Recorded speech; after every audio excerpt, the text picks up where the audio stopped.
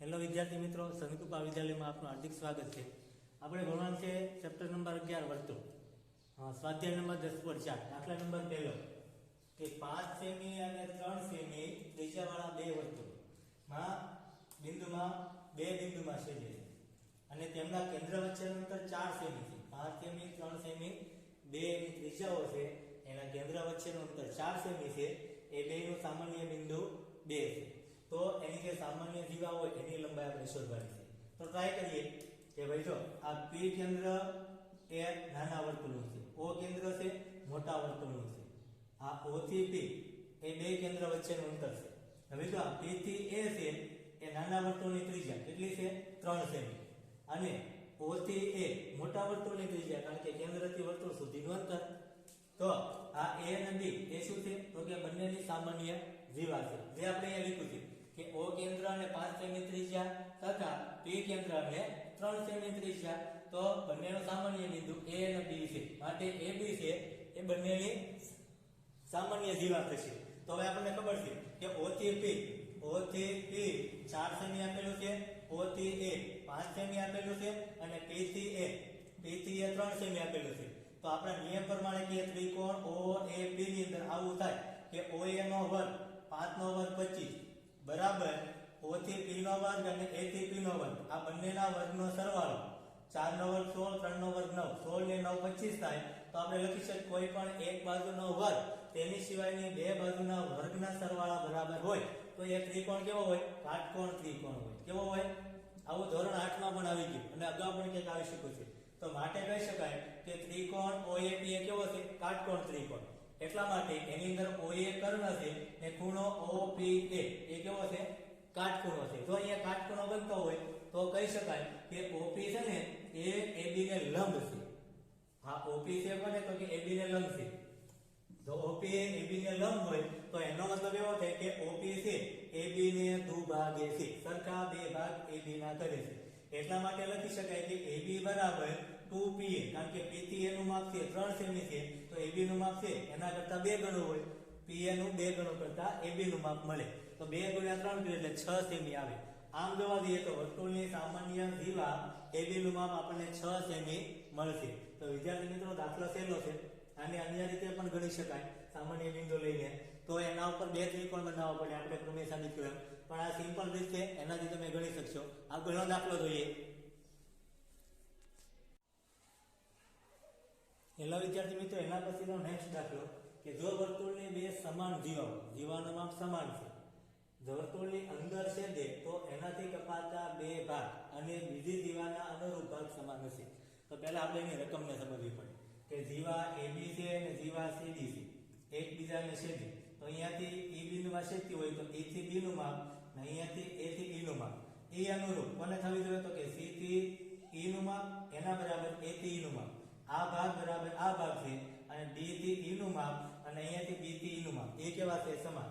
ઉપરના બે ભાગ અને નીચેના બે ભાગ બે સરખા છે. મતલબ કે આપણે B થી E અને D થી E સરખું સાબિત કરવાનું છે. પછી C થી A અને A થી E ગોળ બિંદુ કરી નાખો એટલે તમને વ્યવસ્થિત સમજાય કે આ બે ભાગ સરખા છે એવું સાબિત કરવાનું છે. હવે આપણે કેન્દ્રમાંથી બે લંબ દોરી લઈએ કે અહીંયાથી OM અને ON લંબ દોર્યા, જે અહીંયા શું બનાવે? કાટખૂણો બનાવે. હવે આપણને ખબર છે કે AB અને CD બે સમાન જીવા હોય તો કેન્દ્રથી સમાન અંતરે હોય. હવે અગાઉ આપણે પ્રમેય શીખી ગયા કે સમાન અંતરે હોય તો બે જીવાના માપ કેવા હોય? સમાન. આગળના પ્રમેયમાં શીખ્યા. તો આપણે OM બરાબર ON લખી શકીએ. પ્લસ અહીંયા લંબ હોય તો આના સરખા બે ભાગ પણ કરીએ. કોના? CN અને MD. પછી આ OM એટલે AM અને MD ના માપ પણ સરખા થાય. લંબ હોય તો એને દુભાગે એટલે સરખા બે ભાગ. તે વિગતવાર અહીંયા લખેલું છે કે O કેન્દ્રિત વર્તુળની સમાન જીવાઓ AB અને CD પરસ્પર E બિંદુમાં છેદે છે તથા OM લંબ AB અને ON લંબ CD છે. O થી M લંબ AB છે એટલે AB ના સરખા બે ભાગ થયા.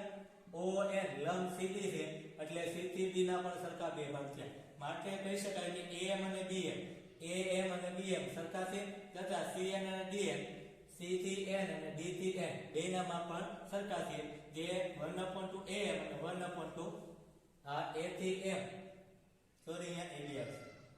1/2 AB અને 1/2 CD નું અડધું કરવાથી અને AB નું અડધું કરવાથી આપણને આના અડધા અડધા માપ મળી જશે. ઉપરાંત AB બરાબર CD છે. AB અને CD નું માપ સરખું છે તો ચારે ચાર ટુકડાના માપ કેવા થશે? સરખા. તો લખી શકાય કે AM બરાબર BM બરાબર CM બરાબર CD.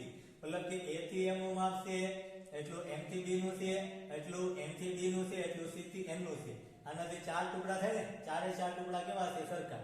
C થી M, M થી D, A થી M અને M થી B ચારે ચાર ટુકડાના માપ સરખા છે. તો જીવાઓ AB અને CD સમાન હોવાથી કેન્દ્રથી પણ કેવા છે? સમાન અંતરે. AB અને CD બે છે સરખી છે તો કેન્દ્રથી પણ OM અને CM ના માપ પણ કેવા થશે? સરખા થશે, કારણ કે કેન્દ્રથી બેનું અંતર સરખું જ હોય.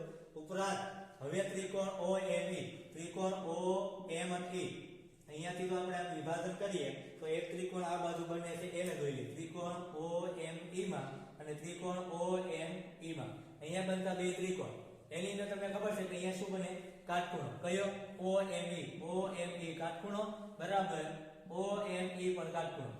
OE અને OE બે માટે સામાન્ય બાજુ. ક્લાસ આપણે સાબિત કર્યું ને શું? તો કે OM બરાબર O થી M નું માપ ને O થી M નું માપ સાબિત કર્યું. કેન્દ્રથી સરખા અંતરે જીવાના માપ સરખા છે તો બે જીવા હશે કેન્દ્ર O થી અહીંયાનું માપ સરખું હોય, કેન્દ્ર O થી M સુધીનું માપ સરખું હોય. તો કાકબા શરત પરથી કહી શકાય કે બે ત્રિકોણ OME અને ONE બે કેવા છે? એકરૂપ. એના ઉપરથી કહી દીધું કે M થી E નું માપ અને N થી E નું માપ પણ કેવું છે? તો કે સરખું. આને કહી દીધું પરિણામ નંબર 2. આપણે પરિણામ 1 અહીંયા મેળવી લીધું કે ચારે ટુકડા કેવા છે? સરખા. બે પરિણામ ઉપરથી એવું લખી શકીએ કે A થી M નું માપ વત્તા ME માપ આટલા ટુકડાનો સરવાળો બરાબર શું કરીએ? તો કે C થી N નું માપ અને N થી E નું માપ આટલા ટુકડાનો સરવાળો.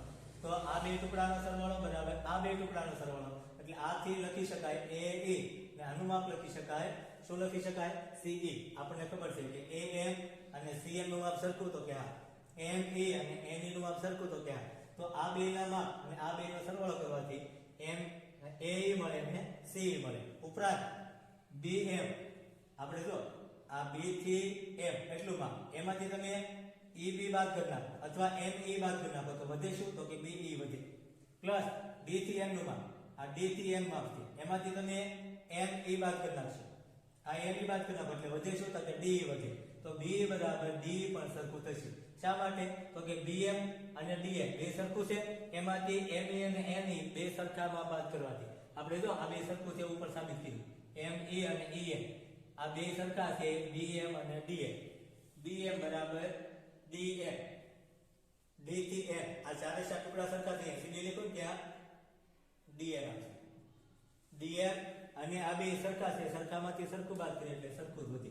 તો BE બરાબર DE, આ B થી E અને D થી E પણ સરખું છે તો કહી શકાય કે AE બરાબર C અને BE બરાબર D, DE બરાબર B અને AE બરાબર C એ પણ સરખું છે એવું આપણે સાબિત કરી શકીએ. વિદ્યાર્થી મિત્રો બરોબર નિરાંતે સમજો, નહીં તો દાખલાઓ નહીં આવે. અહીંયા ચાર ટુકડા નામ A થી M, M થી B, C થી N અને N થી D, એટલે કે આને DN પણ કહી શકો અને NC પણ કહી શકો.